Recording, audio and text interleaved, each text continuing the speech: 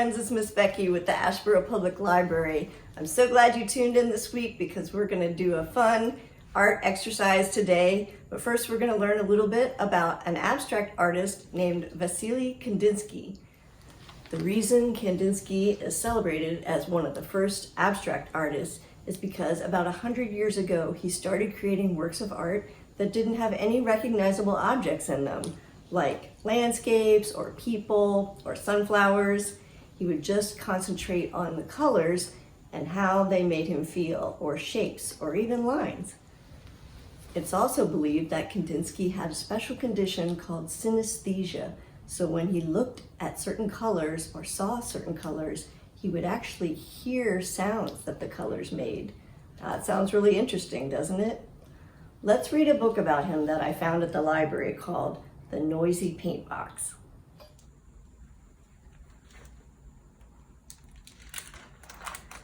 The Noisy Paint Box, The Colors and Sounds of Kandinsky's Abstract Art.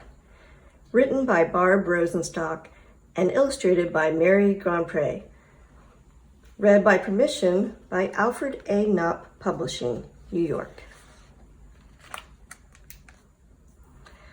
Vasa Kandinsky spent his days learning to be a proper Russian boy. He studied bookfuls of math and science and history. He practiced piano scales to the marching click of the metronome.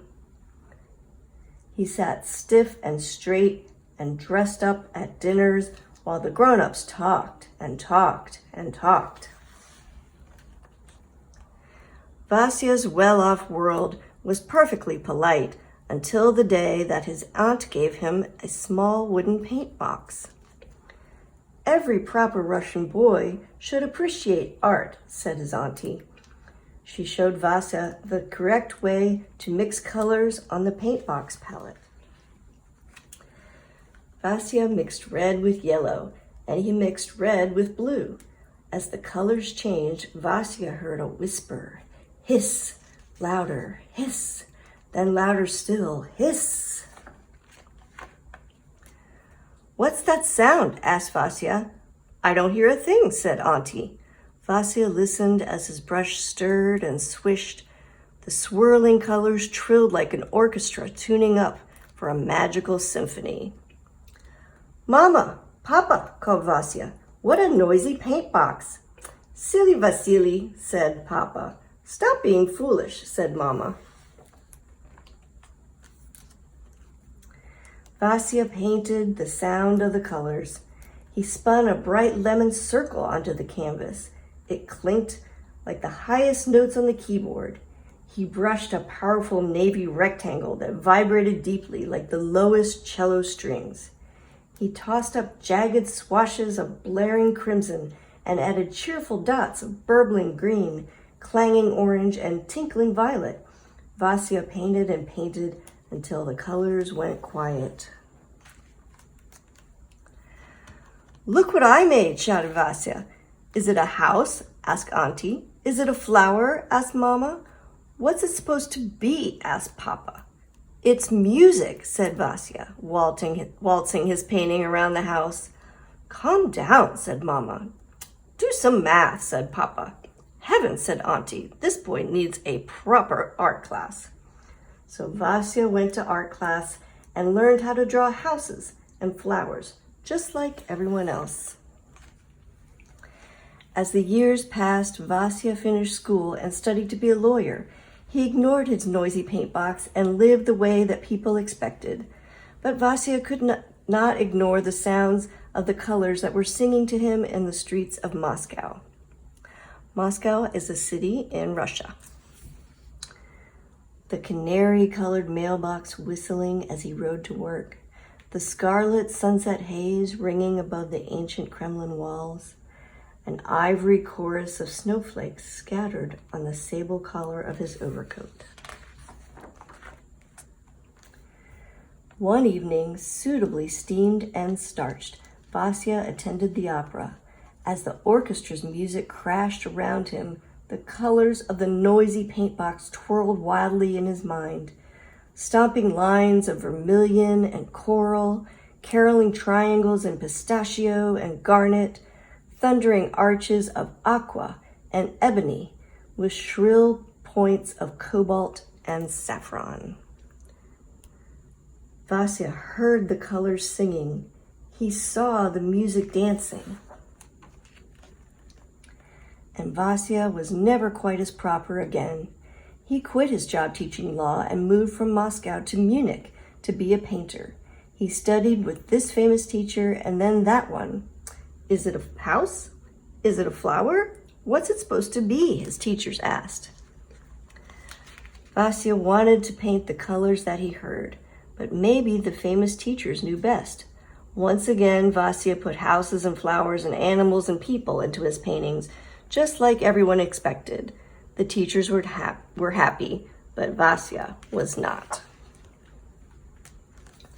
His artist friends understood. They too were tired of painting pretty landscapes and pretty ladies. They thought art needed to change. Art should make you feel, Vasya told them, like music. Exactly, said his friends, but none of them knew how to paint feelings until the day Vasya grew brave enough and invited the world to see the paintings that were roaring from his noisy paint box. Hiss, rattle, bash, whistle, murmur, zip, clang. Snapping cerulean points, crunching crimson squares, whispering charcoal lines, Vasya named these paintings after the music that he loved: improvisation, composition, accompaniment, fugue, movement, and simply 3 sounds. With his noisy paint box, Vasya Kandinsky created something entirely new: abstract art. It took a long time for people to understand. Is it a house? Is it a flower? What's it supposed to be? It is my art, Vasya answered. How does it make you feel? And here is some of Kandinsky's actual art pieces. This one is called Painting with a Green Center. This one's called White Zigzag. This one is called Two Ovals. And here's one called Improvisation, number 7. Here's one of Kandinsky's earlier works. It's called The Colorful Life. And he's still drawing subjects like people and the landscape and trees, but he's starting to experiment with colors and breaking it into shapes and bright colors next to each other. Here's a later work. It's called Study for Composition number 7, Draft 3. Here's one called Movement. It looks sort of like it's moving, doesn't it? So in this story, Vasily Kandinsky mixed colors to create new ones. So did you know that if you start with just red, yellow, and blue, which are called primary colors, you can create other colors. So in the story, he mixed red with yellow. Let's add a little more yellow.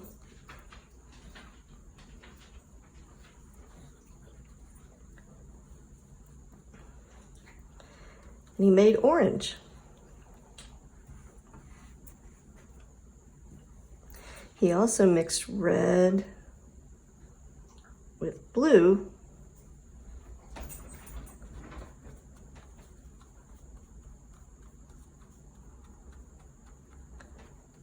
And made purple.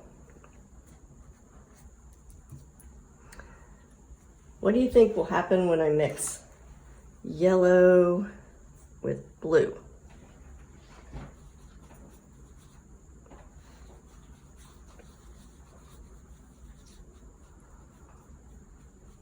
Did you say green?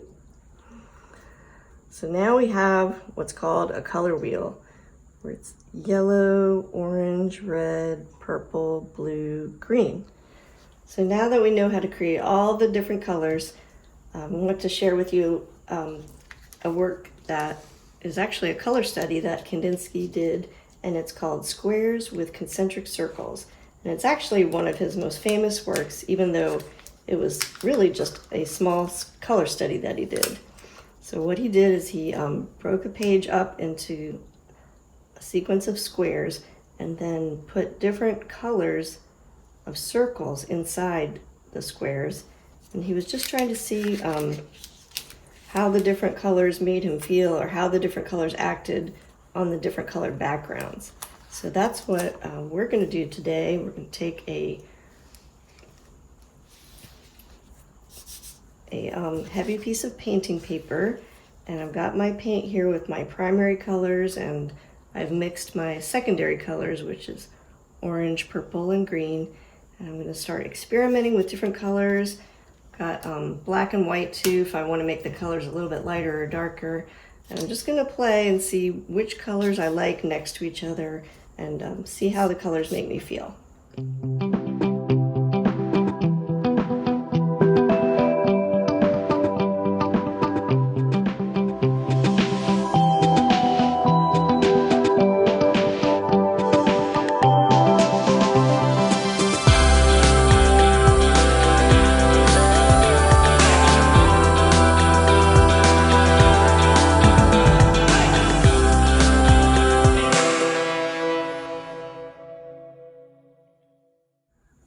So ta-da, here's my finished color study.